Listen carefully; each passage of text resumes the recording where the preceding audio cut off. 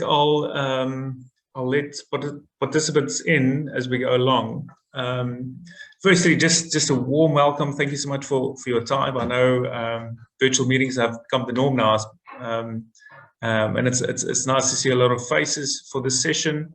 And so this is part of a series of emerging issues in conservation that the ECB runs. I'm a co-host for that program. My name is Dirk Roux. I'm a senior lecturer in zoology and entomology at the University of Pretoria, although I'm calling to you physically from Skukuza, which is in the heart of the Kruger National Park in South Africa.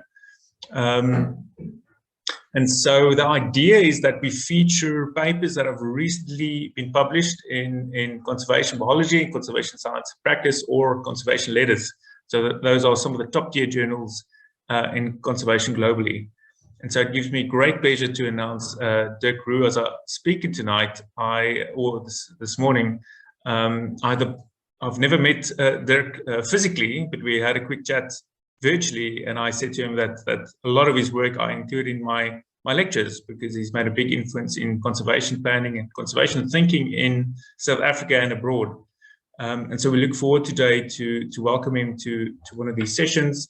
And he said he's happy to introduce himself further, so I'll take it from there. And Dirk, I will mute myself, and you can please feel free to conduct the presentation.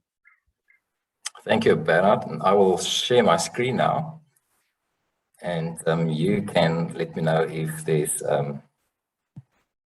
any hand or question, but I suppose we'll take most of the questions at the end of the presentation.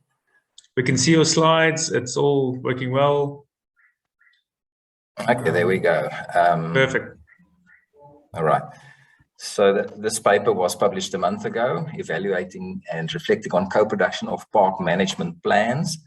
And I would like to start with three somewhat contextual points to give a little bit of the background behind the research. The first one is that I work for South African National Parks, or SANParks, the agency responsible for managing the 21 national parks in the country.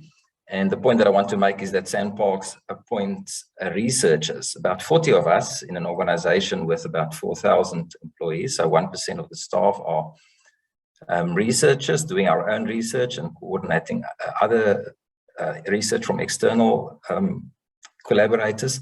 We also collaborate a lot. So you see the co-authors of the paper and the various logos at the bottom of the screen.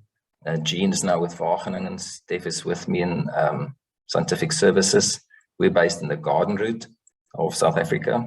Peter used to be with SANParks and is now Nelson Mandela University, and Henrietta is from Rhodes University.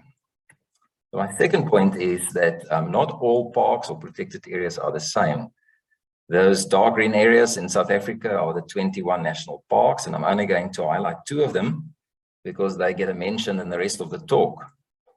The first one is in the top right there, Kruger National Park, where Bernard is at the moment. And that is a savanna park, probably the best known park in South Africa. It's got a fence around it, and it's got a few gates to regulate access. And people mostly enjoy nature sitting in their vehicles. So the pictures on the right are the typical nature experiences that you associate with a visit to Kruger National Park.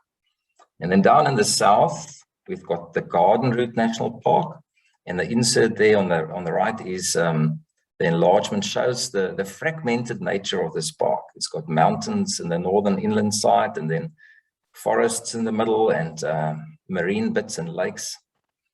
And the south, including a marine protected area. And in between all of those bits are commercial forestry and agriculture and peri-urban areas, so a real working landscape.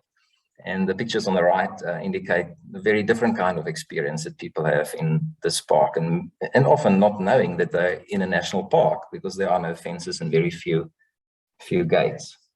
And the Garden Route National Park is also the case study for this research. And the third contextual point is that adaptive management plays an important role here in the research, and that was this adaptive management was adopted as a management paradigm by SANParks in the 1970s. And it started around river issues, because in Kruger National Park, and rivers flow from outside the park through the park, and it's just posed a challenge of how to conserve riverine biodiversity if you're not in control of the quantity and quality of water that comes into the park. And the idea was that those different stakeholders and their different values can be reconciled if you have everyone has a shared understanding of the problems.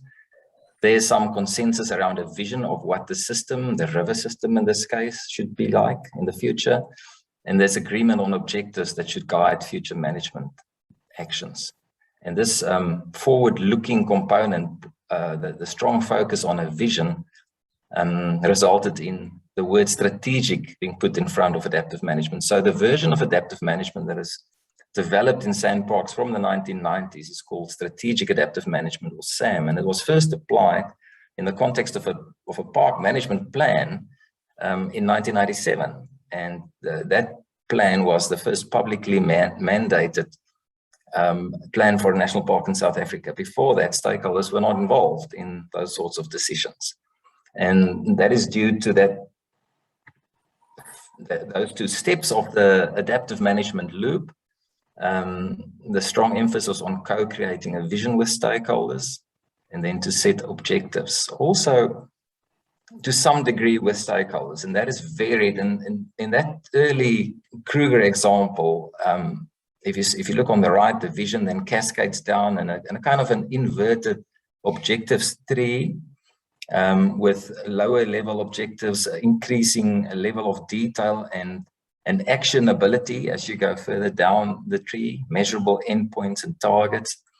And that was in the very initial exercise in 1997. Stakeholders were involved all the way down, but admittedly it was not that many stakeholders, a few managers and scientists and farmers from outside the Kruger boundary in the catchment. And the important thing here is we call that right-hand side objectives tree, we call it an objectives hierarchy. And those two colored or shaded steps of the adaptive management loop is where most of the stakeholder participation takes place. That is what an objectives hierarchy looks like if you take a little bit more detail. And here I've only fleshed out the shaded objectives at the different levels every time, so you can imagine it is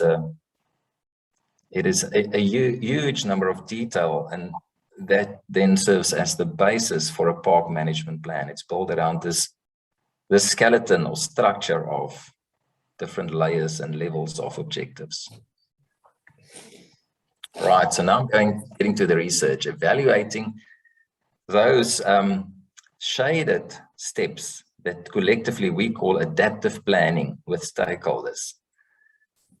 And our research approach was to take the Garden Route National Park as a case study. There were a number of other contenders, but the Garden Route had an adaptive planning exercise in 2018 and 2019, so that was just freshly done.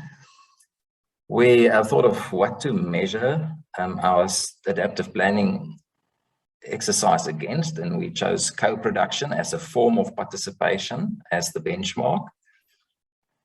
First, we developed a co-production assessment framework. It gave us 5 principles and 13 criteria to measure against. And then we had an online evaluation dialogue that had 13 participants in it, of which the majority were from SANParks and a few stakeholders. And they were all people that were intimately involved in this adaptive planning exercise and the various workshops and interactions, engagements. And this was done over Zoom because it was just after, well, in that stage of COVID lockdowns in South Africa. And it was a 4.5-hour meeting with 2 10-minute body breaks, and it worked quite well. We were quite new to the idea of doing this kind of thing online at the time. And what we did is we used the evaluation, the recorded dialogue, to extract actual conditions of what was the the stakeholder engagement process, what did it look like and feel like on the ground, and as based on the perceptions of the participants in the workshop, and we compared that with idealized conditions based on co-production theory. And from that comparison, we extracted lessons. And that's what I'm going to cover. There's a little bit more detail of the adaptive planning process, with an initiation meeting in January 2018, when a planner from Sandparks' head office in Pretoria came down to the garden route and said, it's your turn to revise your park management plan. And we always start that with adaptive planning. So go ahead with the process, and there was establishment of a local coordinating team. Stakeholders got identified, and then started this process of 7 what we call desired state workshops. And we allowed stakeholders to dream. What do you think should the garden route look like, and how can it serve you?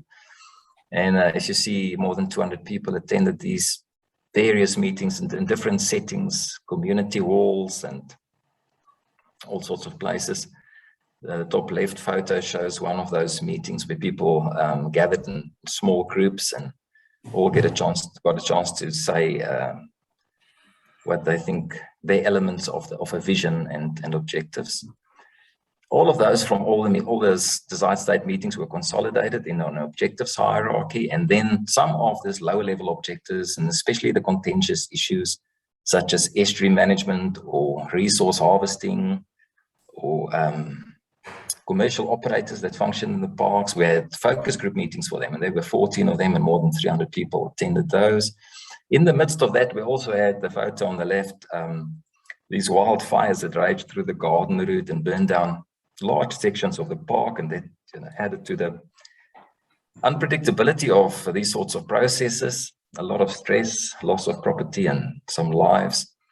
And but the process continued, and all of the above got pulled together into a draft management plan that was presented to the public in 6 different information sessions. Eventually, all the comments from the public were worked in. Sandparks executive approved the plan, and then the relevant minister approved the plan 2 years later in January 2020. So that was the process.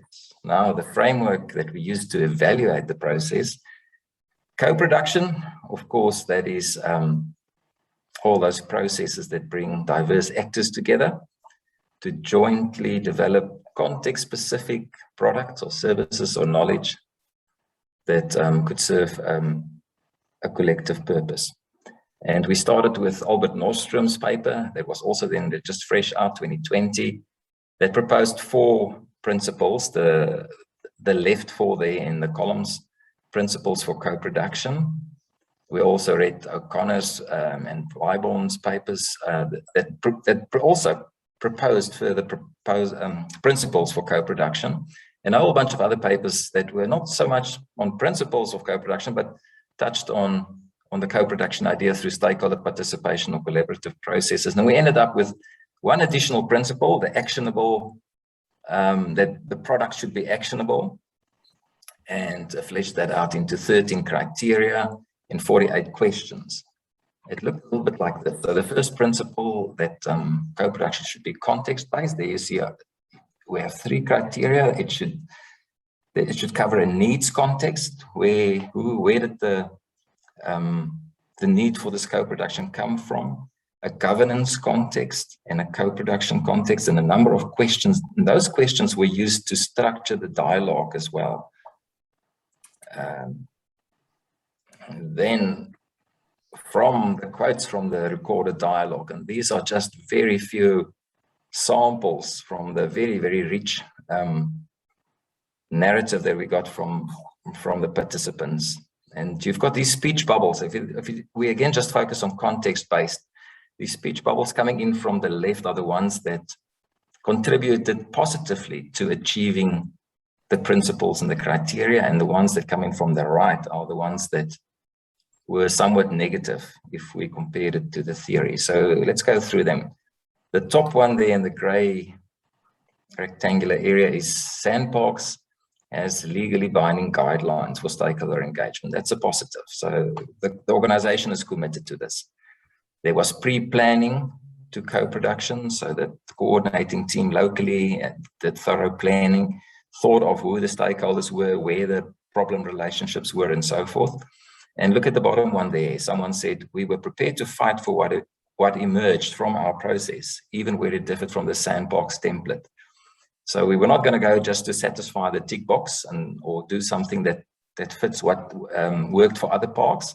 We want to have a fair process and reflect that fairly in our objectives hierarchy, right? So those were some positives. And then on the negative side, Sandparks decided when it was Garden Route's turn. So it wasn't a local context that initiated the study, for example. And then people realized very early in the process, open access is far more challenging than fenced parks. And then we listened to the stakeholders, but can only stick to our mandate, that is the sandbox conservation mandate. So there was the perception of some of the stakeholders. And so it goes on and on, all the principles. And of course, the next step was to do the comparison. Yeah, and again, let's focus on the gray there. On the left, so summarized, but we also had from the theory fairly rich text that described the needs context, the governance context, and the co-production context, and then the actual conditions on the right, where so the needs context, for example, is co-production should address a local need, and on the right we say it was a top-down. We found that it was a top-down procedural initiation of the process, bearing no relation to a specific local need. So there was low satisfaction in the degree of satisfying the sort of the theoretical idealized conditions. The second one says it must consider institutional barriers and enablers. And so that assumes from all the overlapping in the Garden Route governance regimes, we've got, from the levels, there's national, provincial, and local governance, there's marine issues, forestry issues, conservation issues, development. They're so overlapping in the Garden Route.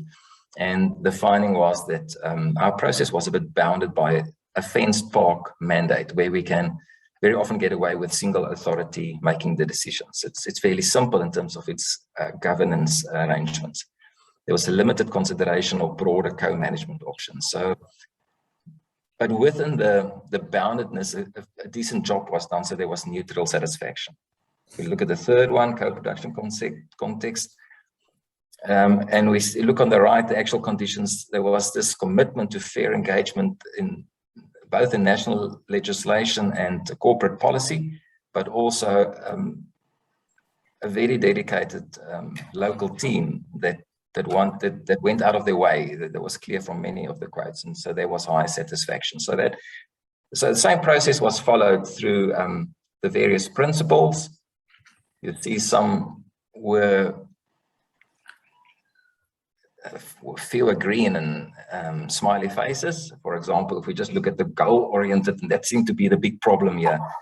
In co-production, there is this emphasis on goal-oriented and reflexive processes.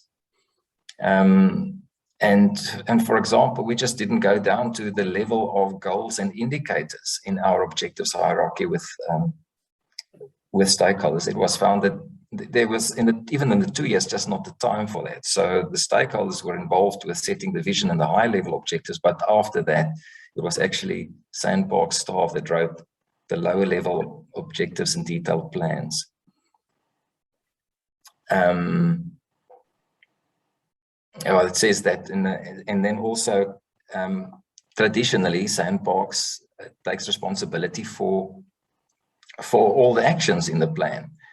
And so there isn't much goal sharing, or it's actually very little goal sharing, even in the Garden Route, but that is maybe based on a legacy of parks that are fenced and slightly simpler to manage.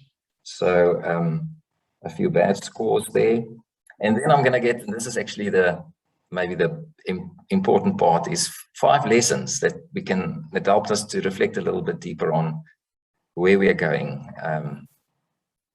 with adaptive planning. And this is quite interesting. So it's now more than 2 decades. If you think of that first exercise in Kruger National Park in 1997, that Sandparks has done adaptive planning. And in the last 10 years, we've done at least 2 exercises per year to fit in all the 20 parks and regular revisions. So this adaptive planning process has become something that was highly valued in SANParks and that the organization feels very proud about. But now, for the first time in 2 decades, we stood back a little bit and reflected on how well we are doing this. And Bernard, I see there's another person that needs to be admitted. And so it was for 20 years just all action, and here is an opportunity for a little bit of reflection as well. There we go. We found in this evaluation that co-production is quite a high benchmark. It might not be necessary for all parks, but it looked very appropriate for the Gardenerwood with its very fragmented and multiple overlays of users and governance and sectoral policies and so on. But it was, and so we ended up with quite a rigorous framework to assess against. But still, the outcome was a surprise to us in SANParks and our colleagues, us as researchers as well. We thought this adaptive planning was going to fare quite well. And it just shows, but only 2 green smiley faces and 4 orange ones and 7 red ones. It was a bit of a shock when we showed this to our managers. I did explain that scientific services is not the marketing department. We are there to ask difficult questions and to keep the organization. That's the role of science is to try and point out blind spots and promote ongoing learning and improvement. So that's the first lesson, is the value of regular and critical reflection.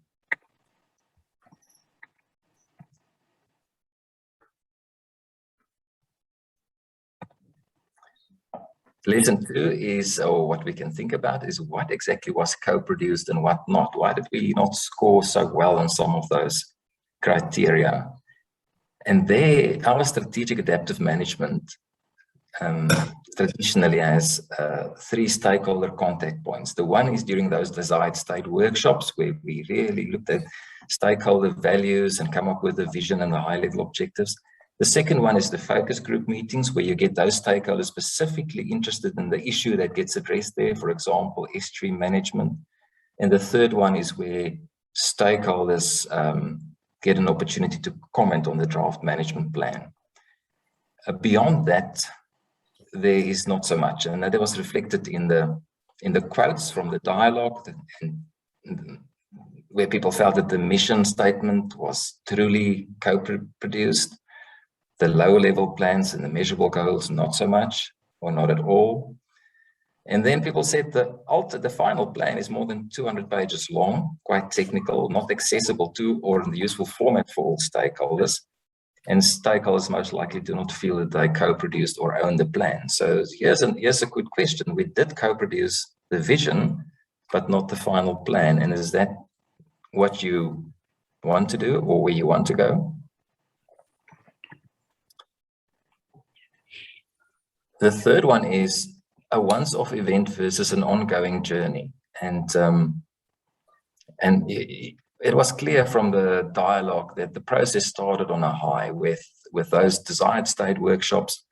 Everyone had energy, and there were actually fantastic relationships and trust developed during those initial workshops with stakeholders. And one of the participants pointed out, but if we don't maintain those relationships, they can quickly dwindle and fizzle out. There was also a note that fatigue set in during the course of the process, probably a little bit enhanced by those veld fires. Someone pointed out that some SANParks staff attended more than 20 meetings, and it's not only stakeholder fatigue, but also staff fatigue. And then towards the end, there was a feeling that this intensive communication has now just come to an end, that there is not a continuum into the implementation phase. And someone commented that SANParks carry all the responsibilities and the risk of managing and gets whipped when things go wrong, while municipalities and homeowners and recreational users in this working landscape enjoy enormous benefits. So it was quite clear that there was a distinct event, the first 2 shaded steps of adaptive management, and after that, Sandbox goes on with taking the management responsibility, and perhaps for parks like the Garden Route, an opportunity to think to what degree we will also want to involve stakeholders in learning from implementation and learning from monitoring, and maybe more focus on citizen monitoring, but then also to allow co-learning with them to take place in the other steps, maybe in some shared responsibilities with municipalities and so forth. And the second last point is to acknowledge context specificity and also the limits of a one-size-fits-all approach. And that was to do with the timing, the frequency, and the duration of adaptive planning, where and that's how it happens. So there was this decision by executive that Sandbox has got the resources to do 2 management plans and 2 adaptive planning exercises per year. So they make the decision when and which park. And then also there's a time frame. And one of the participants noted that the time to do proper stakeholder mapping is not there because you work to a predefined time frame. And that is, again, that for some of the very small added fence parks, you might need a very short time frame, but it doesn't work for a complex system such as Garden Route. Engagement approaches also felt that public participation events served us quite well, but there were also a need for some of the stakeholders that we missed, and that one person mentioned that maybe we should just take them out on a boat, or think more creatively, innovatively about how to engage some of the stakeholders. And much of it boils down to this multi-governance demands. And it's very nicely summed up by the last quote there. There's a legacy in sandparks brought about by fence parks that we have a level of control and can implement the plan on our own. In the Garden Route, with its fragmented and open access nature and biophysical diversity, it's got forests and lakes and rivers and marine and everything. That presents a more challenging context, and it's a lot more collaborative thinking and working. And that leads to the last, for me, the more exciting insight is that it might be time for Sandbox to update its management paradigm. And if you look at the reference there at the bottom by Fender, there's a very nice account for the past 100 years in Kruger National Park of how management paradigms were updated about every 2 decades or so, as understanding and science and everything develop over time. So here we have a prop park, the Garden Route Park, where co-production seems very appropriate for the nature of this park. But the adaptive planning, as we typically practice, does not meet all the criteria advocated by the principles of co-production. And in fact, we thought that maybe SAM, or adaptive management more generally, does not fully support or align with co-production principles, which was, I think, a bit of a novel insight.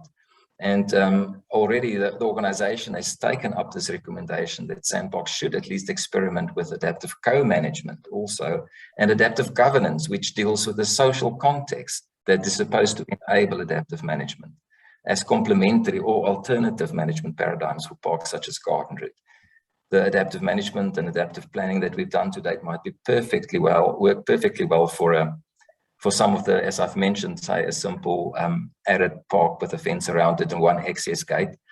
But we've got increasingly a number of these more open access, unfenced parks, and here's an opportunity to think about updating the paradigm and the organization as well.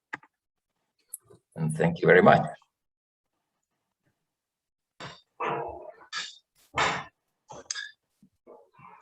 Dirk, thank you so much. Appreciate your insights. And there, you actually raised a lot of interesting points. The one thing that I want to touch on is actionable, that you added it to the framework as a point that's really key. So why did you think it was missing in previous frameworks, and how does one really achieve it. Actionable is the, you know, in my view, is the most important. Yes. Because it's all this planning. We know there's this big divide between systematic conservation planning and action. You know, it's a knowing doing gap.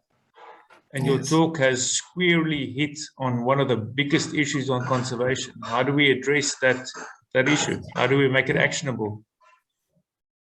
Well, thank you, Bernard. I think the theory suggests, and we've seen some of that in practice. If people truly co-produce something, then there's a shared ownership, and hopefully also then a shared responsibility. But we, you know, in the talk, I hope I've pointed out that there's this disconnect in the organization that has got the mandate to manage parks on behalf of the public, and that has worked quite well in certain settings. But here is a setting where we can perhaps have more of that shared responsibility in this working landscape type or common pool resource type national park. We felt that there was a huge satisfaction in those initial workshops where people did the stakeholders really did co-produce the value, the vision, put their values on the table and the high-level objectives. And if they do read the plan, they will be able to pick up some of the things that I mentioned in those meetings. But as the time caught up with us and more of the work, the lower down the hierarchy was just done by people in the organization, and then you end up with this highly technical plan that is kind of sort of prescribed by the mother department and so forth. Then some of the participants said we must just break it down in bite-sized chunks for specific communities, the subsistence fishers or the yacht club, or so that they also know where they fit into the plan. And so there are some ideas, but you're quite right. That is the big challenge: is how do we get people to take, you know, responsibility and also be part of the action.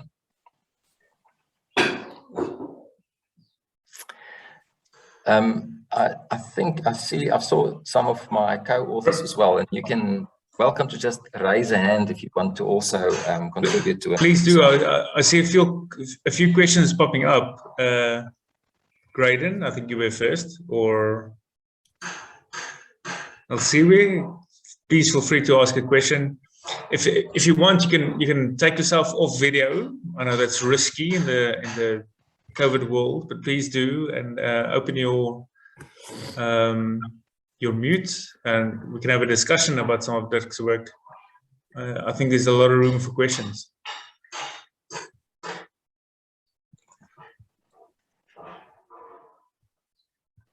Just applauding. Steph mentioned co-planning and co-managing are quite different. Yes, so it's quite fun to co-plan, but when it gets to the management, you know, somebody must be responsible for decisions. Thanks, Steph. Yeah, I think often we blur the boundaries a little bit of what we're talking about, and you know, I agree that we sometimes overplan, or we spend a lot of time in the planning domain. I think, Bernard, that's what you're saying is, you know, and when you get to actionable stuff. But the challenge is when you co-planning, you know, the responsibility in most cases falls back to one organization or one institution. And I think what we're saying is, in a very open system, like, for example, the garden route, but it's not the only one, you need to think about the implementation slightly different as well. So it's not let's co-plan, but then Sandparks alone has to do everything that we all want done. But then we have to talk about let's co-plan and let's all take some responsibility in the doing, in the actionable stuff. And that's quite different, and it's quite difficult to make that shift. Also, not just kind of administratively, but also in terms of capacity and resources, you know. Not everyone is resourced and capacitated to take on the actionable stuff in a co-created space as much as they might like to. So I think those are some of the really important things to be talking about and trialing. I think that's the really interesting space, is how do we trial some of that in certain places that lend themselves to that. So really move towards a co-governance setup. And I think the garden route might be one of those places where we can experiment. Yeah. Yes, thank you, Stephen. Bernard, if I might add to that, is what was for me very heartening is that we did this research and started to discuss the results, and just from that, from the new insights, there was kind of a spontaneous acceptance even by our managers, and then excitement that we can try new things, and that the garden route can pioneer new things maybe in the organization. So I also showed those many red faces to a colleague in Argentina, and he said, "Oh, it's a pity you won't be able to publish the work." And in many organizations, government organizations, agencies, negative results might be censored, and so. But yeah, we certainly didn't have any of that. The managers listened, and they are excited about how we can set things right, or try new things, and always look out for how to improve. And so that was a big positive for me.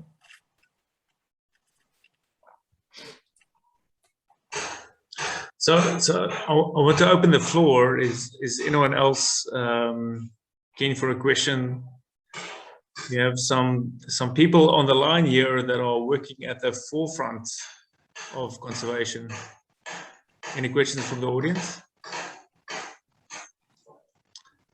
Let's see where you can unmute and go for it. Thank you so much, Bernard. Well done to Dirk and all of the co-authors on a very cool paper. Dirk, you have already touched on some of the points that create the gap between the co-production of the vision and also the implementation with the stakeholders. But I wanted to ask, were there any reflections in terms of the working relationship between the organization and stakeholders in the long term that could be one of the reasons why they might not be involved in the implementation of what was co-produced as a vision? Yeah, that's interesting. So history is always an important component of these complex processes. The exercise that was done 10 years before we started with the 2018 revision of the park management plan, apparently, I wasn't here at the time, there were a lot of friction between stakeholders and agency staff, and a lot of scars from very difficult stakeholder situations. And so some of the staff were a bit hesitant going into the new exercise. And I'm not sure whether it's, was just a good process, but the general feeling that was that it was an incredibly positive exercise experience from both sides, and that lots of new relationships and trust were developed during the exercise.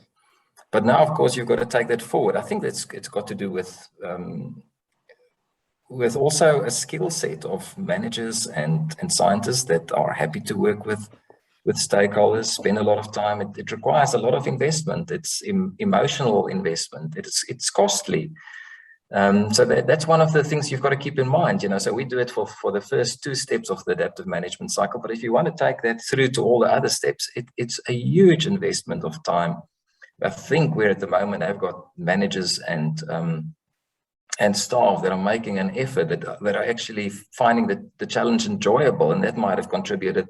Now, recently, we're already starting to look at this adaptive governance, so that the social context and more recent in this paper, dialogues with stakeholders, diverse stakeholders. We just, after the meeting reflected and said, we're so surprised at how much goodwill there is. And it seems to be on the up on a good trajectory in terms of the relationships between SANParks, the agency, and diverse stakeholders in the garden route, at least. But these things are a bit fickle, so you've got to never be complacent. Put a lot of energy into maintaining those relationships, as one of the quotes said. Yeah. All right. Thank you so much, Dirk.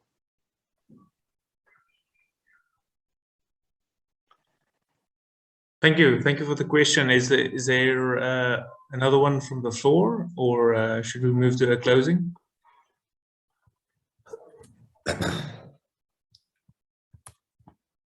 Graydon, please go ahead if you want.